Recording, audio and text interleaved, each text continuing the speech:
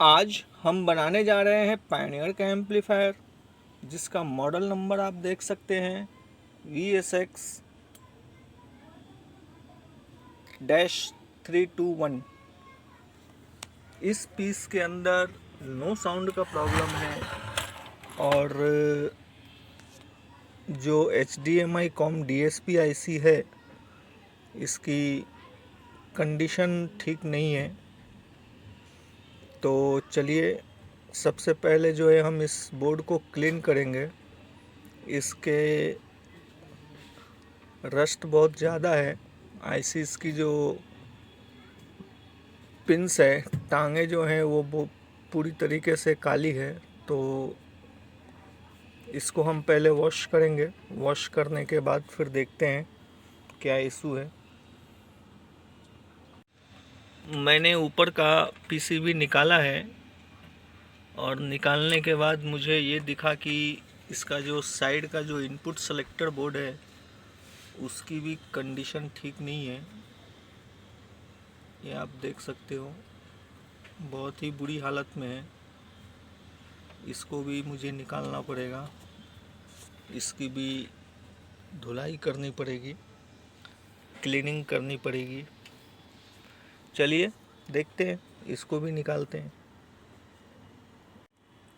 इसमें जो है हमने ये कैपेसिटर है, 4 इस साइड है और 3 इस तरफ है, इसको चेंज किया है। थोड़ा डाउटफुल था। और इस बोर्ड के अंदर भी हमने ये लाइन से सभी कैपेसिटर को चेंज किया है, ये 2 और ये 2। अभी हम इसको फिट करेंगे। फिट करने के बाद फिर देखते हैं आगे क्या प्रोग्रेस है। अब जो है हमने इसके नीचे का जो प्लेट है उसको पूरी तरीके से ओपन कर रखा है। और ओपन करने के पीछे का जो मकसद है वो सिर्फ इतना ही है, जानना कि नीचे के बोर्ड में कोई प्रॉब्लम तो नहीं है। जैसे ड्राइनेस, कोई पिन जो है ड्राई हो जाती है। सामान्य तौर पे जो रेगुलेटर सेक्शन है, ये हिस्सा ड्राई होता है। और ये जो आईसी है, ये आईसी की जो पिंस है बहुत काली दिख रही है। थोड़ा इसको हम क्लीन करेंगे। बाकी तो सब ठीक लग रहा है, ऐसा कुछ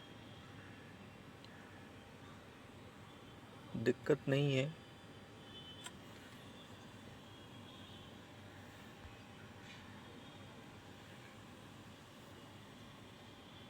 इसको हमने फिट किया है। फिट करने के बाद भी ये पीस अभी भी नो साउंड में है। इतने सारे पार्ट्स चेंज किए, रेजिस्टेंस, कैपेसिटर, इसके बावजूद भी ये अभी भी नो साउंड में ही है। और क्या छूट गया मुझसे, कहाँ पे चेक करना रह गया, जिसकी वजह से कहीं कुछ तो छूट गया है। इसको हम दोबारा देखेंगे। और ये जो हमने रेगुलेटर का इस्तेमाल किया है, यहाँ पर 3.3 आना चाहिए, नहीं आ रहा था, 1.5 आ रहा था।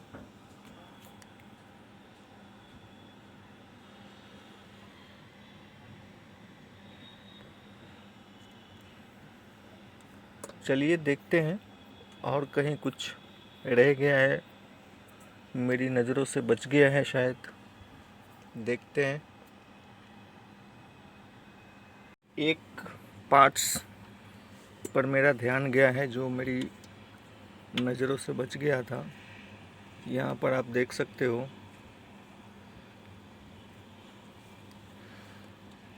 R727, ये जो है ख़राब है, फॉल्टी दिखा रहा है। इसको भी चेंज करके देख लेता हूँ।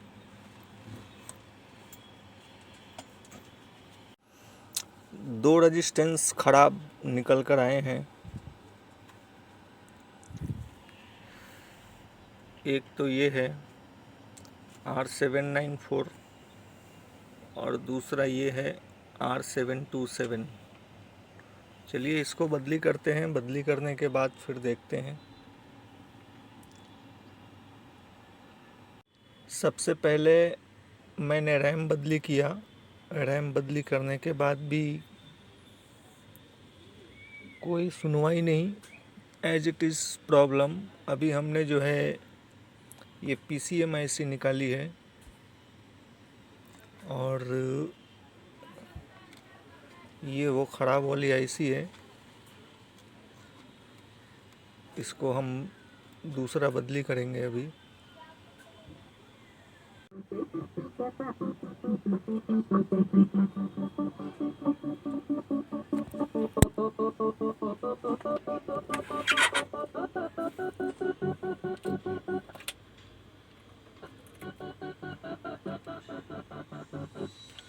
हमने ये IC बदली की है, आप देख सकते हैं। और ये IC बदली करने के बाद इसमें आवाज़ कैसी आ रही है अभी अभी आपने सुना। अभी उस पे हम काम करेंगे कि ऐसी आवाज़ अटक अटक के क्यों आ रही है, रुक रुक कर क्यों आ रही है। चलिए देखते हैं आगे क्या दिक्कत है, क्यों ऐसा हो रहा है। Till the Citroën Basalt did it. The Citroën Basalt SUV Coupe is here, starting at 7.99 lakhs only. Test drive it today. Terms and conditions apply. Calling Wolf Yuan's Group presents Forest Hills Smulund lavish 3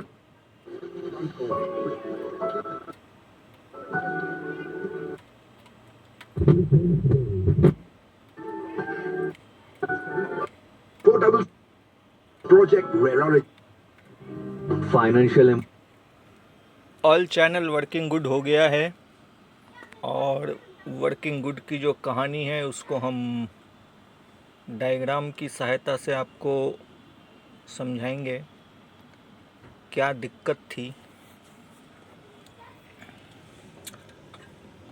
ये जो IC है PM9211 sorry, इसको आप ध्यान दीजिए। इसका जो ये पिन नंबर 17 है, D आउट, इसमें सप्लाई हाइलो हो रही थी। ऐसा फॉल्ट मुझे कभी मिला नहीं था। जैसा कि आपने सुना होगा रुक रुक कर आवाज़ आने की, और इसके अंदर बाकी भी बहुत सारी चीज़ें हैं जो हमने की है। जैसे कि मैं उदाहरण दूं तो ये जितने भी कैपेसिटर आप देख रहे हो, ये सभी कैपेसिटर हमने चेंज किए हैं। यहाँ से अगर आप देख पाएँ तो इनपुट सेलेक्टर IC के पास है ये। सेकंड,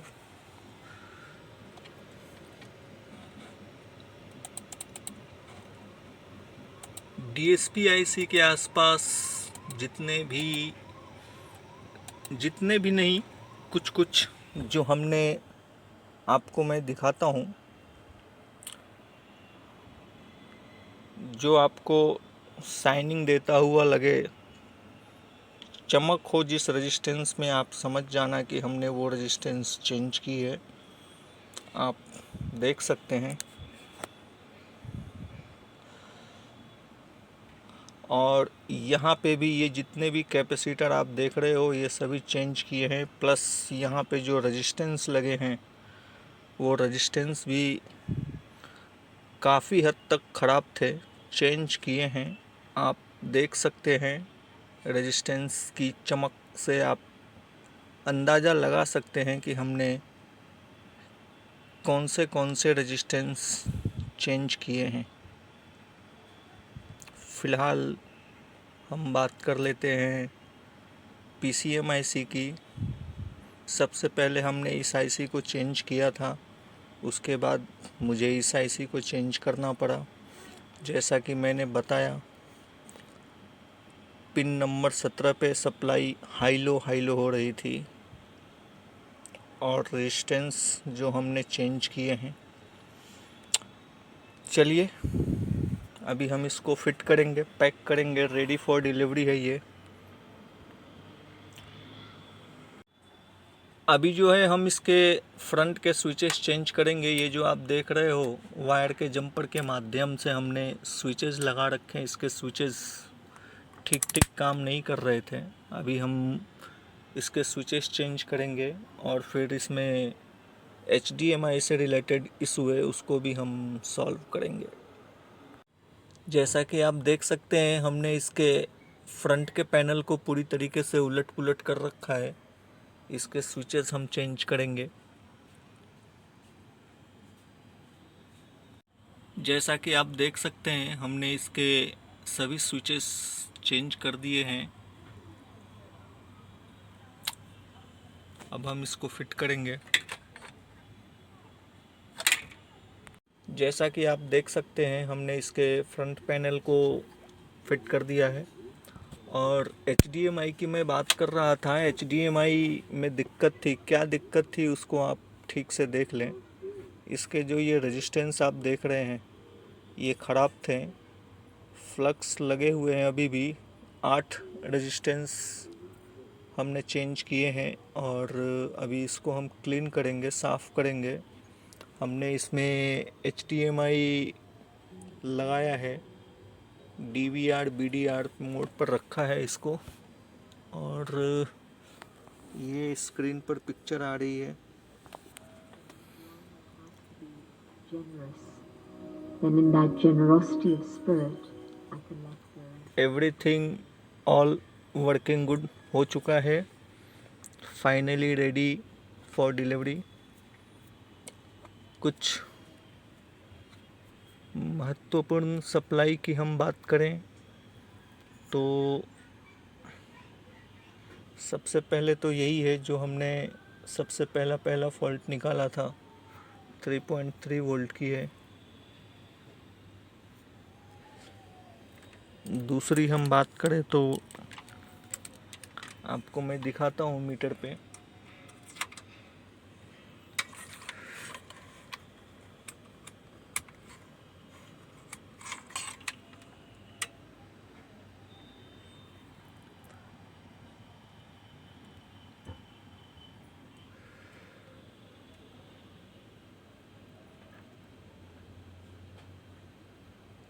ये इसकी इनपुट सप्लाई है। यहाँ पर जो आप देख रहे हो 9.43,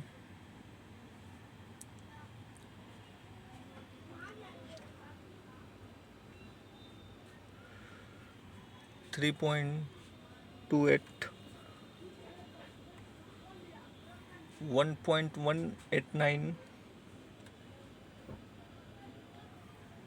4.5,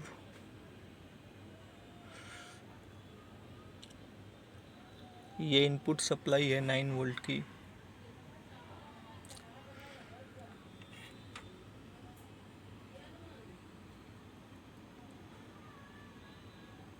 ये 5 वोल्ट है। यहाँ पर आप देख रहे हैं 12 वोल्ट है, और अगेन हम यहाँ पर आएंगे तो ये 5 वोल्ट है।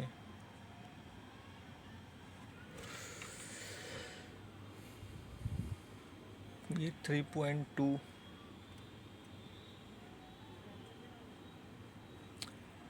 यहाँ पर 2 वोल्ट है।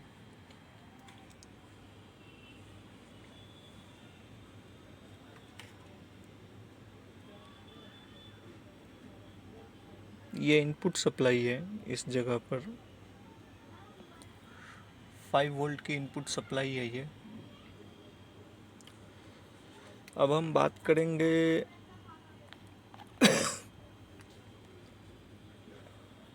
एक रेगुलेटर यहाँ भी है,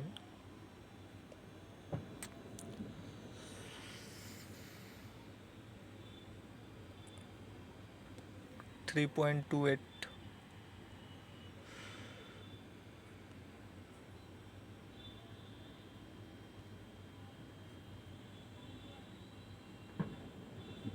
ये इसका इनपुट सप्लाई है 7.26।